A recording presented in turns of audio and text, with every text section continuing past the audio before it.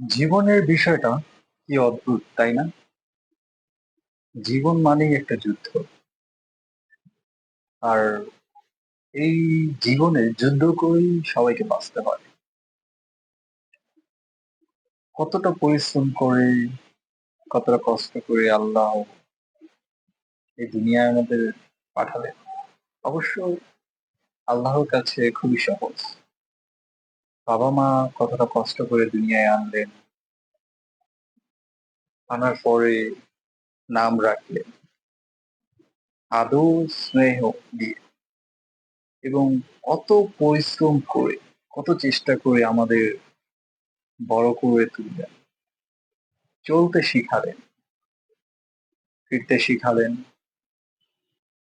কতটা মায়া স্নেহ দিয়ে।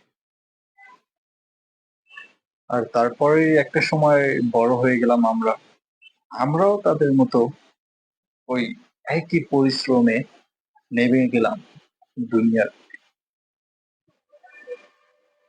যুদ্ধ করতে করতে বাঁচতে হবে এই দুনিয়ায়। হাজারো মানুষের ভিড়ে আমিও একজন। সবারই লক্ষ্য দুনিয়া। কেউ চিন্তা করে না ওপারে কেন আসলো, কোথা থেকে আসলো, আবার কোথায় যাবে তাও কেউ জানে না।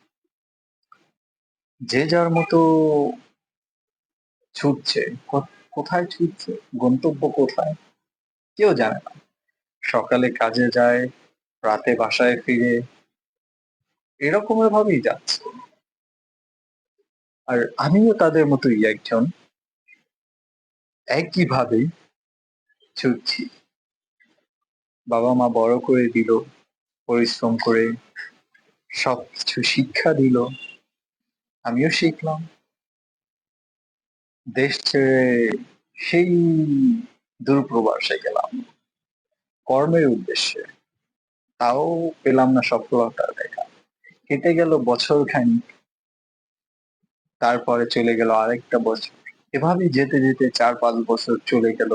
চেষ্টা, স্ট্রাগল কমতি ছিল না, তবে হেরে গেলাম, সফলতার দেখা পেলাম না। কোনো একটা দুর্ঘটনায় ফিরে এলাম আবার নিজের দেশে। ভাবলাম হার মানবো, ছোটখাটো ভাবেই চালিয়ে দেবো নিজের জীবন, কিন্তু না, মন মানে না। আবার শুরু করলাম চেষ্টা। আসলে এভাবেই চেষ্টা করতে করতে আমরা কিসের জন্য ছুটছি আর কোন গন্তব্যে যাচ্ছি তা জানি না। তবে ওই পর্যন্ত যাওয়ার আগেই আমাদের জীবনটা শেষ হয়ে যায়। আসলে জীবন খুবই ছোট্ট, কিন্তু আমাদের পরিকল্পনা অনেক বড়। আমরা যেই পর্যন্ত